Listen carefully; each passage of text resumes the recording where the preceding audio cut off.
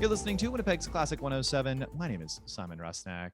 For more than 6 decades, the community-driven Winnipeg Pops Orchestra has presented a variety of musical styles to audiences across Winnipeg and Manitoba at venues such as the Lyric Theatre, the ScotiaBank Stage, and this week, Lutheran Church of the Cross at a Welcome Back concert. Since 2019, they've been under the musical leadership of Mr. Owen Clark, who joins me to tell us a little bit more about tomorrow's program. Welcome back to Classic 107, Owen. Thank you very much. Great to be here. And welcome back to the Winnipeg Pops Orchestra. You must be so excited about this week's show. We are. We've been restricted in our rehearsals. We did rehearse part of November and December, and then we were out again until March. So we've only had a limited number of rehearsals to prepare. So a lot of hard work has gone into this, and we're really looking forward to getting out in front of people again. A lot of hard work, but I'm sure a lot of great attitudes too. And it certainly has been a slog. But before we get to the music on this program, I'm wondering if you could tell us a little bit more about the ensemble itself, a community orchestra founded back in 1956. Is that right?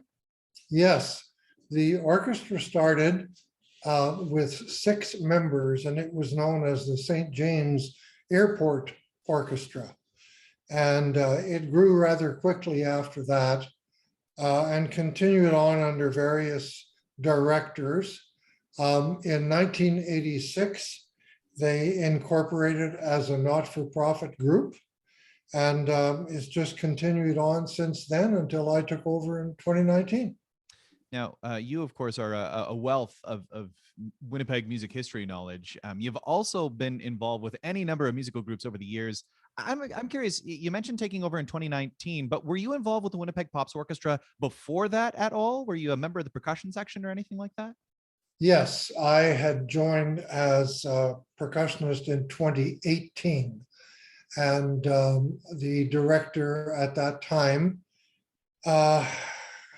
became ill and could not continue. So I was called in on short notice to take over, and then he couldn't return, so they appointed me as a conductor.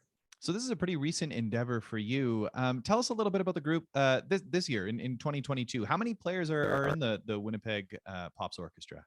I don't have an accurate count. We're somewhere around 60. Unfortunately, due to COVID and everything else, our membership is kind of fluid. So there are some people who we may not see for 2 or 3 weeks, and then they're back for a month and stuff like that. But we have managed to rehearse pretty well with a full complement of musicians. And those that have been away for any reason have been wonderful about practicing and staying on track and really communicating with us and making sure they're up with the latest little tips and tricks that we've done in rehearsals. It sounds like a really great group. You know, the way you talk about how everyone's sort of banding together, whether they're able to be there or not. 60 players is a healthy contingent of musicians. And these are amateur and professional musicians alike, right? Yes, it's mainly amateur musicians. We have a few professional musicians that are on the retired side, and they just want to keep performing.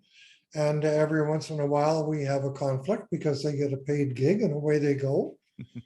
But you know, it's nothing to deal with that. That's just part of the game with a community orchestra. So this is the first concert in a long time, a welcome back theme. What's on the program musically speaking for the WPO? Well, we're opening with a piece called Procession of the Sardar, which is a piece with kind of I don't know, perhaps an Eastern Eastern European feel to it. Lots of drums and tinkly sounds and great use of the oboe. We're also presenting Gabriel's oboe with our oboist Sherry Bonus as a soloist, and that's in remembrance of one of our cello players, John Enns, who passed away in 2019, I believe it was. And he was still playing with the Pops at age 90. Wow. So we want to remember him.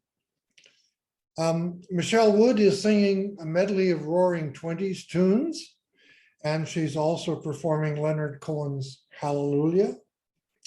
We have a violin soloist, Sandra Kanji, and she's performing a beautiful tango called Por una Cabeza from the movie Scent of a Woman.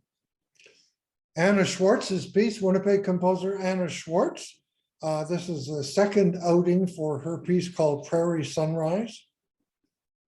Really looking forward to that. And both Anna and Shirley Elias will be there to talk a little bit about synesthesia.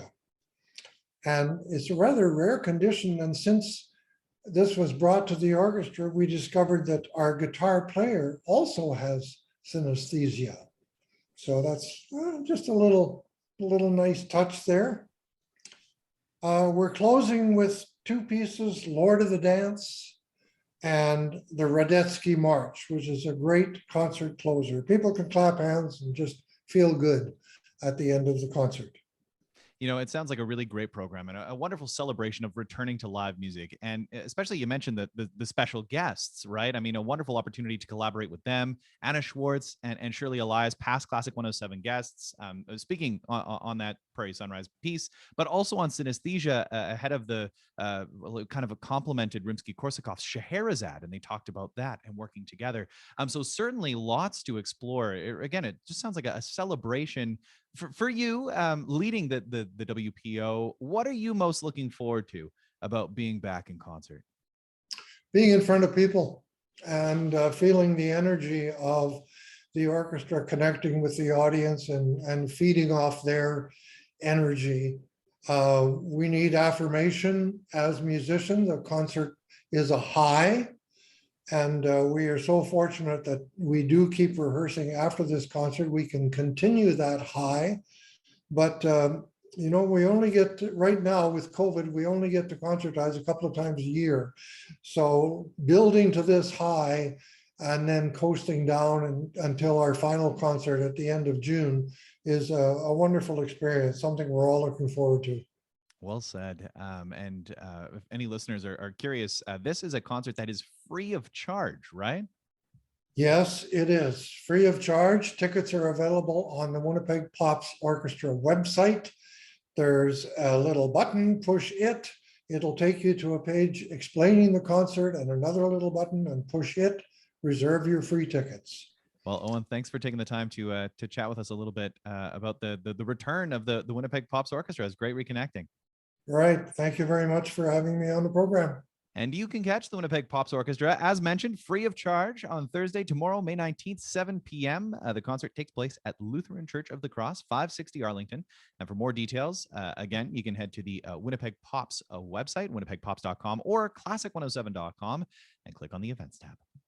And one thing I forgot. We have another special guest. The Westwood Community Band is opening the show for us. Look at that. Even more reason to head down to the free concert. It's going to be a great party. Thanks, Owen. Okay.